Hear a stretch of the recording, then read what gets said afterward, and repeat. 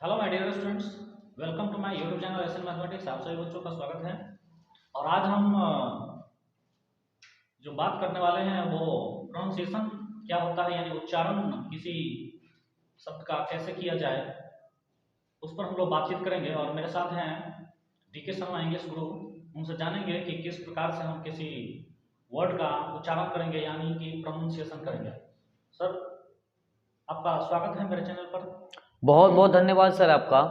जैसा कि आपने बहुत अच्छा प्रश्न किया, प्रोनाउंसिएशन उच्चारण उच्चारण का बहुत बड़ा अहम योगदान होता है किसी भी भाषा में। यानी उच्चारण कहने का मतलब ये हुआ कि मैं सिर्फ इंग्लिश की नहीं बात कर रहा हूँ, किसी भी भाषा में उच्चारण का बहुत बड़ा महत्व होता है। हम क्या बोलते हैं, what we speak, what we write, what we listen, that is mandatory for each and every student, that is mandatory for each and every guy। हर लोगों के लिए बहुत ज़रूरी होता है। मैं हिंदी की बात कर रहा हूँ। सबसे पहले आपकी इंग्लिश तब बढ़िया होगी जब आपका उच्चारण बढ़िया होगा। आपकी इंग्लिश तब बढ़िया होगी जब आपकी हिंदी बढ़िया होगी। जब तक आपकी हिंदी बढ़िया नहीं है, आप अंग्रेजी की कल्पना भी नहीं कर सकते। वट एवर यू स्पीक, जो कुछ भी आप अंग्रेजी में बोलते हैं, सबसे बड़ी चीज है उच्चारण। यहां तक मैं अभी अल्फाबेट की बात करता हूं, हिंदी अल्फाबेट की बात करता हूं, हिंदी वर्णमाला की बात करता हूं। हिंदी में जितने भी वर्ण हैं, सब वर्ण का उच्चारण हमारे बिहार वासियों को नहीं आता है, हमारे बिहारियों को नहीं आता। ये उनकी गलती नहीं है। हमारे बिहार में हिंदी भाषा बोली के रूप में बोली जाती है।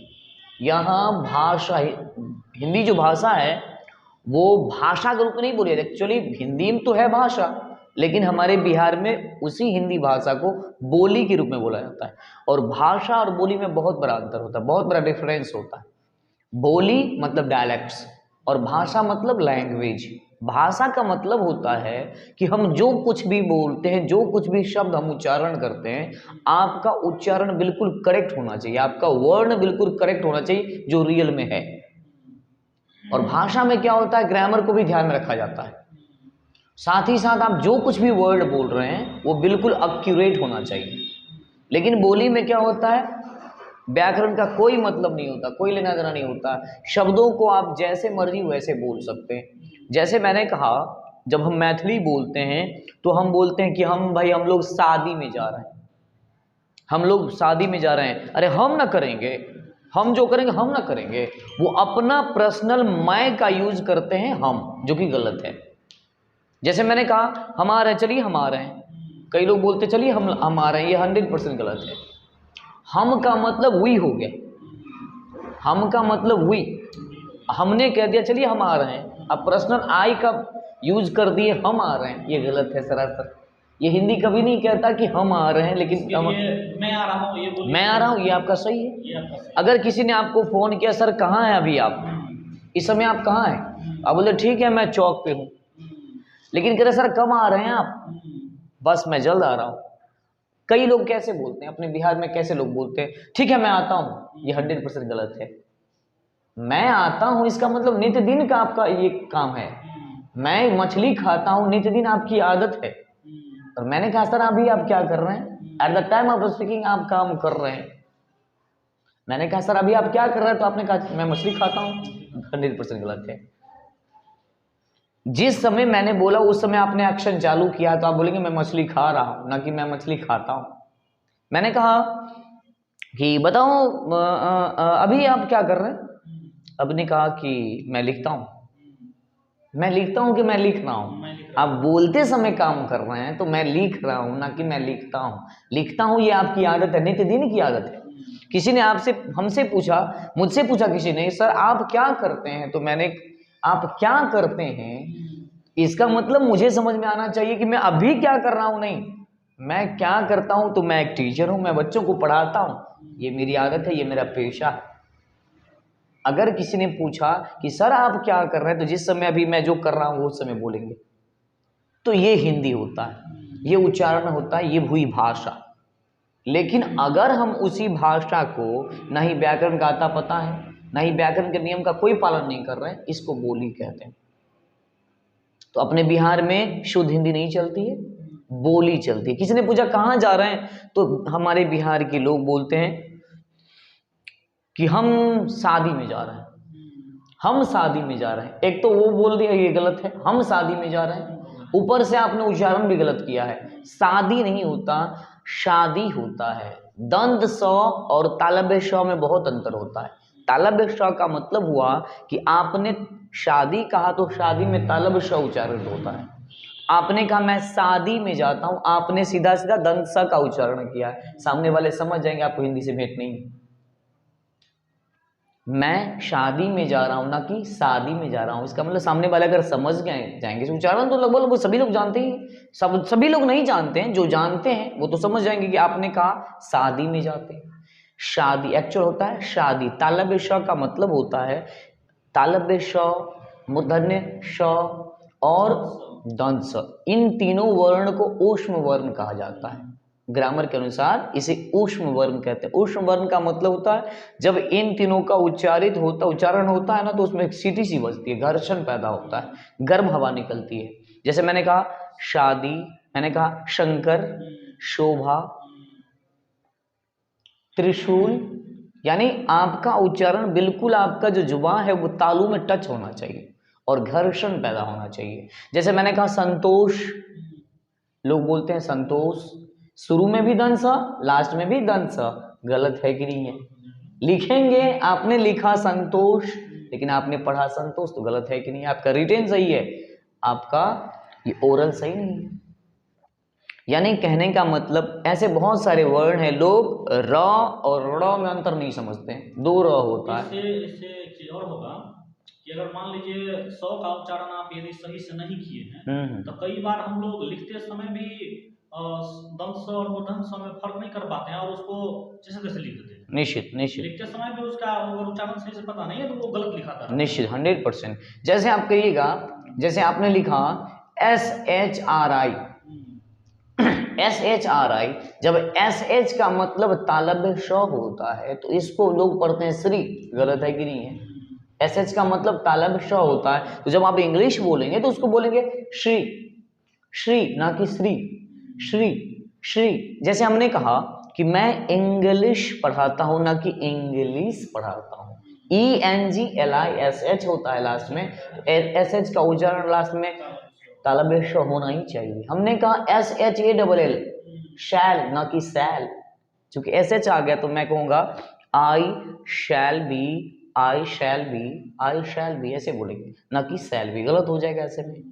तो ये बहुत बड़ी चीज है ये, इसको देखना बहुत जरूरी होता है। र भी दो होता, जैसे हमने कहा, मैंने कहा लड़कों इधर आओ, लड़कों, लोग बोलते हैं तो बड़ा ड़ है लेकिन लोग पढ़ते हैं इसको लड़का। कितना गंदा लग रहा है, लड़का। जो बोल रहा है वो सीधा सीधा छोटा र निकाल रहा है, तो गलत है कि नहीं है? लड़का कैसे होगा? गाड़ी होगा क्या? नहीं, गाड़ी, गाड़ी, गाड़ी, लड़का, खिड़की। ये खिड़की नहीं है, खिड़की अगर होता तो छोटा र, लेकिन खिड़की में होता है बड़ा र, जिसको पढ़ेंगे खिड़की ना कि खिड़की। खिड़की, खिड़की ऐसे बोलेंगे। जैसे ढ और ड़ में भी अंतर नहीं समझते। ढ और ड़, ढ होता है जिसके नीचे नोक्ता चिन्ह नहीं होता है, जिसके नीचे नोक्ता चिन्ह नहीं होता उसको पढ़ेंगे प्योर हम ढ। जिसके नीचे नोक्ता चिन्ह होता है ये ढ उच्चारण नहीं होगा, ये होगा अड़। जैसे हमने कहा पढ़ाई, ये पढ़ाई नहीं होता, ये होगा पढ़ाई। आप पढ़ाई कर रहे हो ना कि पढ़ाई कर रहे हो। पढ़ाई नहीं, पढ़ाई इसको पढ़ेंगे ही नहीं क्योंकि नीचे में नोक्ता चिन्ह होता है।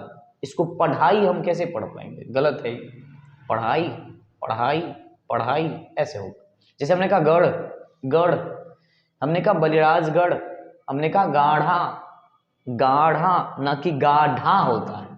अगर गाढ़ा ये होता तो आप बताइए, हमने कहा आजमगढ़, आजमगढ़ की स्पेलिंग GARH लास्ट में होता है। चंडीगढ़, अगर चंडीगढ़ होता तो CHANDIGADH होता, DH से ढ होता, लेकिन DH लास्ट में क्यों नहीं है? इसका मतलब है कि लास्ट में नोक्ता चिन्ह वाला होता है। DH अगर होता अगर डीएच होता तो हम लिखते चंडीगढ़, लेकिन होता है चंडीगढ़।